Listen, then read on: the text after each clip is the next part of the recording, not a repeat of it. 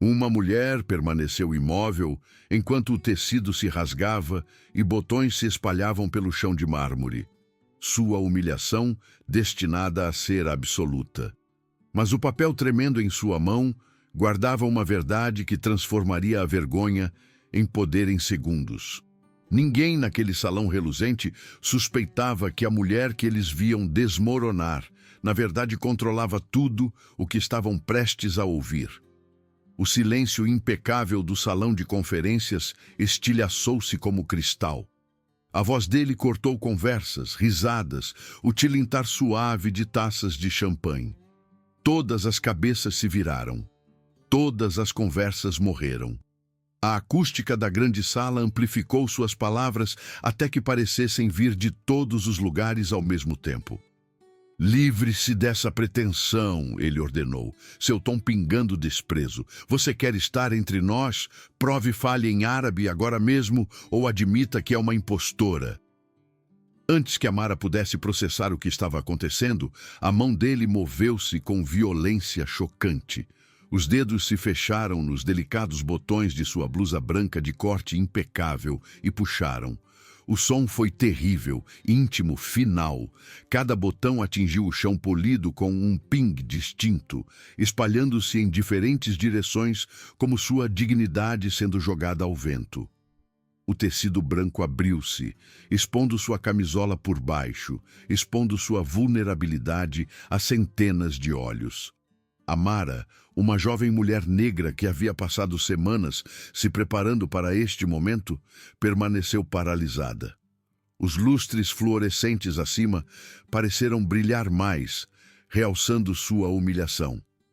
Seu peito subia e descia rapidamente, cada respiração uma luta contra o peso do que acabara de acontecer. Ela podia sentir os olhares, como uma pressão física, centenas deles, pressionando sua pele, seu peito, seu rosto, sufocando-a onde estava. O homem que rasgara sua roupa usava um terno caro, do tipo que sussurrava sobre dinheiro antigo e poder ainda mais antigo. Seu rosto contorceu-se em algo cruel, um sorriso de escárnio que falava de uma vida inteira sem nunca ser desafiado, sem nunca ouvir um não, sem nunca enfrentar consequências.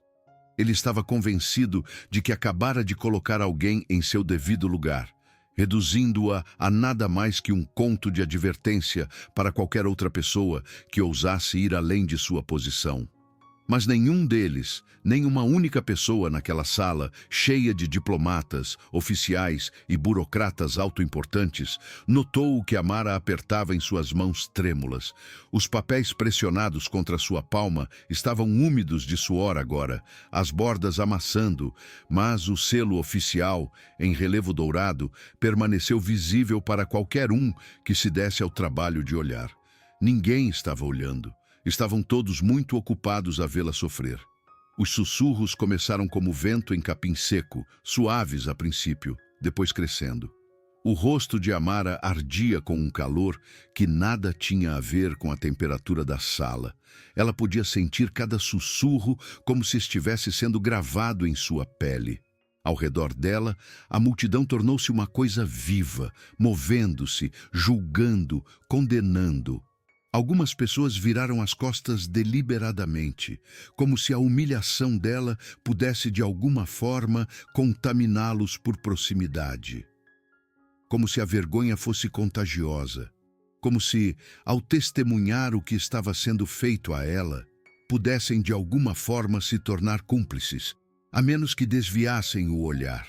Outros olhavam abertamente, seus olhos brilhando com uma curiosidade terrível.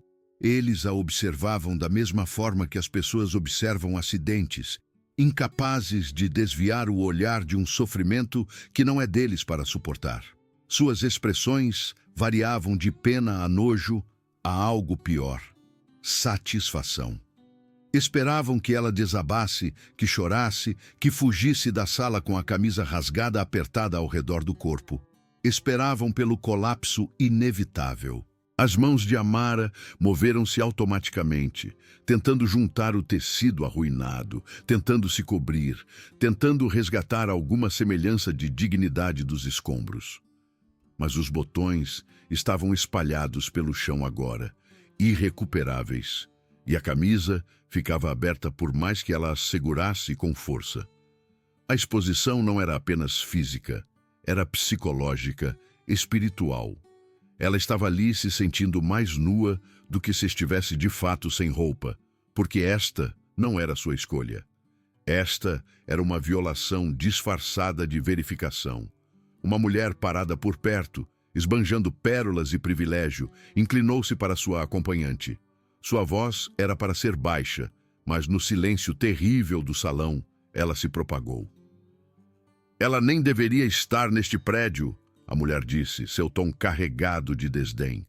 Não sei quem achou apropriado deixar alguém como ela entrar numa cúpula desse calibre. Aquelas palavras caíram como golpes, mais duros que o assalto físico do tecido rasgado.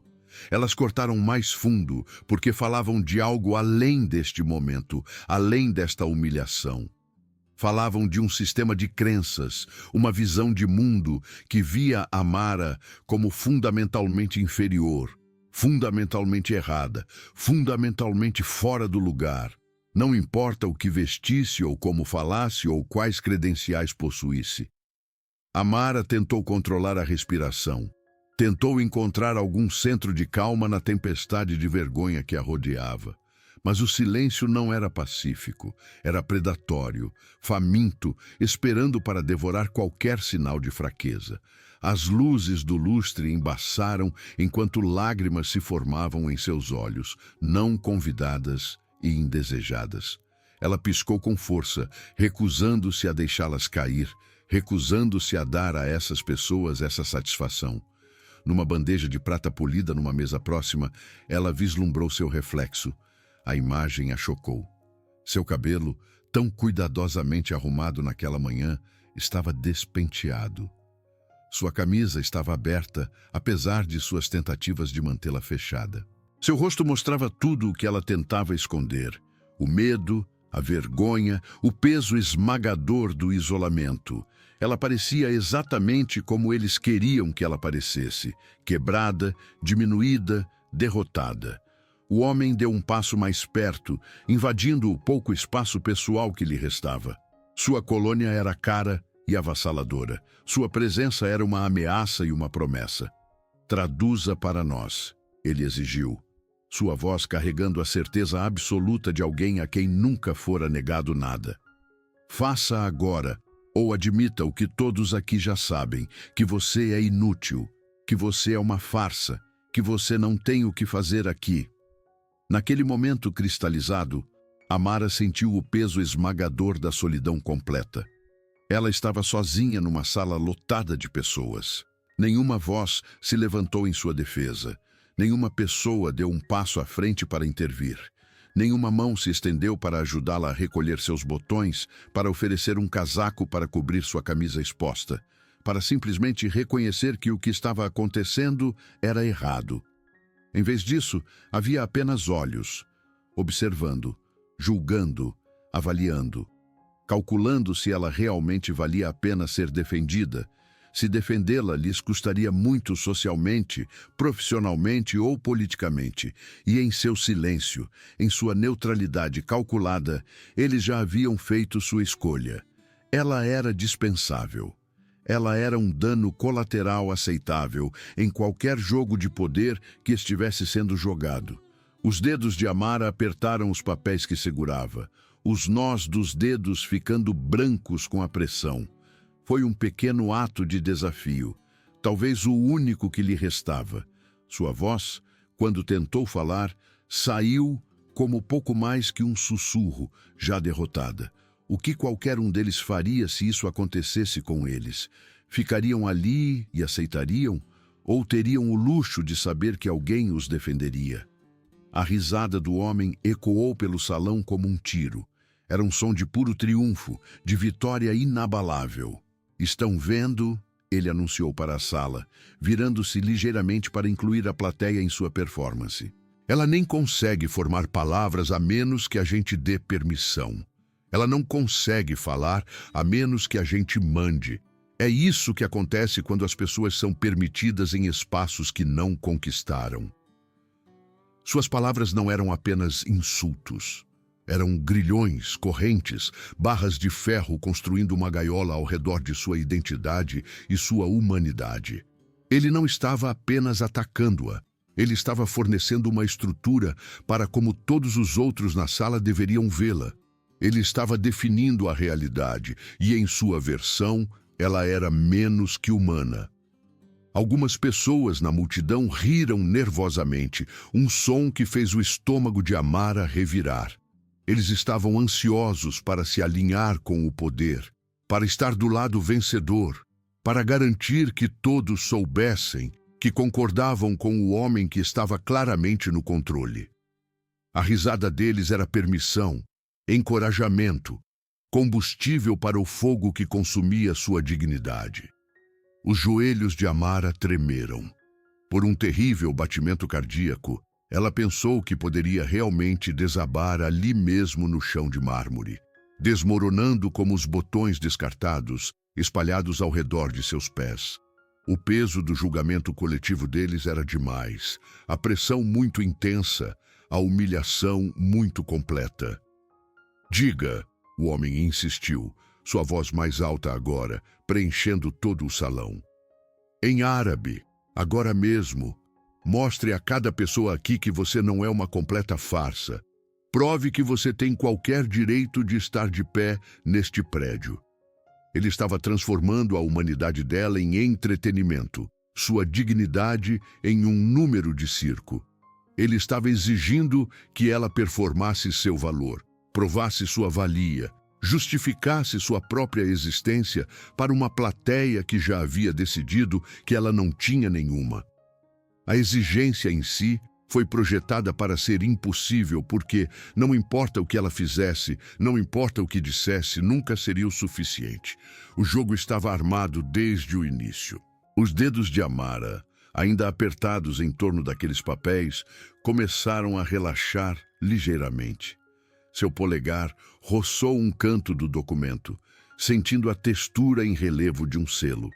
A insígnia oficial do Secretariado da Conferência Internacional, o tipo de marcação que aparecia em exatamente um tipo de documento, o tipo que apenas um grupo muito específico e muito pequeno de pessoas seria autorizado a portar. Enquanto ela erguia o queixo, algo mudou em sua postura. O tremor em seus joelhos parou.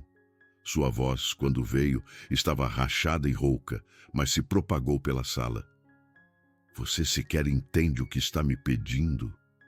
O homem zombou, sua confiança inabalável. Estou pedindo que prove que não é uma farsa. Estou pedindo que demonstre que tem qualquer direito legítimo de estar de pé neste salão. Isso é realmente tão difícil de entender. Foi então que Amara desdobrou o pacote. Lentamente, deliberadamente.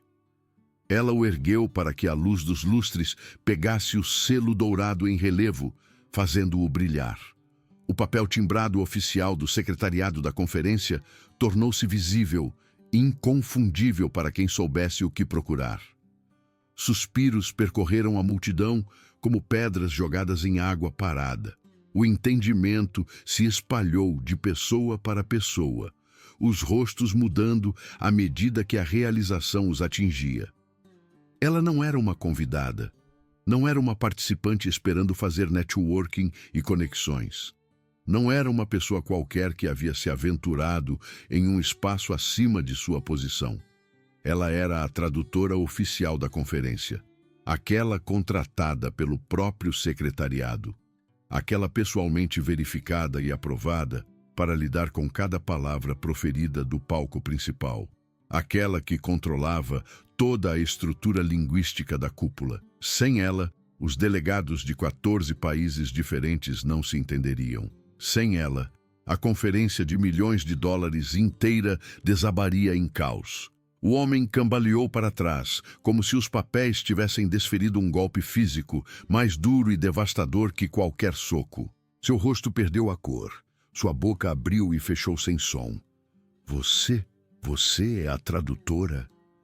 As palavras saíram estranguladas, incrédulas, horrorizadas.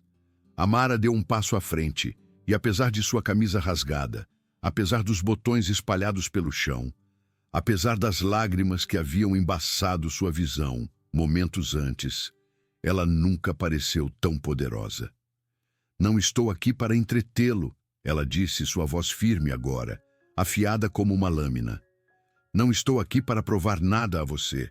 Estou aqui porque, sem mim, nenhum de vocês entenderia uma palavra sequer dita naquele palco esta noite. A multidão se agitou, corpos se virando, olhos arregalando-se enquanto o peso total da verdade se abatia sobre eles como um cobertor pesado. As mesmas bocas que a haviam zombado, que haviam rido de sua humilhação, que haviam sussurrado sobre sua indignidade, agora estavam abertas em um silêncio atordoado e mortificado. Amara deixou as palavras em árabe fluírem de sua boca, suaves e impecáveis, o dialeto formal clássico usado em ambientes diplomáticos. Ela falou com a precisão de alguém que havia dominado a língua não apenas conversacionalmente, mas academicamente, profissionalmente, nos mais altos níveis. Sua pronúncia era perfeita, sua gramática impecável, seu domínio das expressões idiomáticas e nuances absoluto. Então, voltando para o inglês sem pausa, ela desferiu seu golpe final. Você queria que eu provasse meu valor. Você queria que eu demonstrasse que pertenço a este lugar. Considere feito. E agora deixe-me deixar outra coisa bem clara. Cada palavra dita naquele palco esta noite passa por mim. Cada declaração, cada negociação, cada frase diplomática cuidadosamente elaborada depende inteiramente da minha interpretação. Então, talvez você devesse ter pensado 2 vezes antes de decidir que eu era inútil. O sorriso de escárnio do homem havia desaparecido completamente, substituído por uma humilhação que pesava visivelmente sobre ele, curvando seus ombros, esvaziando a arrogância de sua postura. Ele tentara reduzi-la a nada, e em vez disso, expôs sua própria ignorância, sua própria crueldade, sua própria incompreensão fundamental de poder e valor. Mas Amara não havia terminado. Ela se virou para se dirigir à sala, falando com cada pessoa que a havia visto sofrer sem intervir. Já interpretei para presidentes e primeiros ministros, já traduzi negociações de paz e acordos comerciais. Passei 15 anos dominando 7 idiomas até a fluência profissional. Minhas credenciais foram revisadas por um comitê de 12 diplomatas seniores antes de ser aprovada para esta posição. E esta noite, todos vocês dependerão das minhas habilidades, da minha precisão, do meu profissionalismo. As mesmas habilidades pelas quais vocês acabaram de ver alguém tentar me humilhar por afirmar possuir. O silêncio que se seguiu foi diferente de antes. Não era o silêncio predatório de pessoas esperando que alguém desmoronasse. Era o silêncio desconfortável da vergonha, de pessoas sendo forçadas a confrontar sua própria cumplicidade, sua própria covardia, sua própria disposição de assistir à injustiça sem agir. Amara se abaixou e pegou um dos botões espalhados, segurando-o na palma da mão. Isto, ela disse calmamente, é o que vocês pensaram que me quebraria. Uma camisa rasgada, uma humilhação pública, a suposição de que eu não pertenço. Ela fechou os dedos ao redor do botão.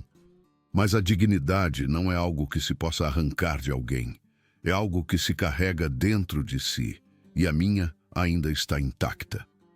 Ela se virou e caminhou em direção à sala de conferências, sua camisa rasgada esquecida, a cabeça erguida, os papéis firmemente apertados em sua mão.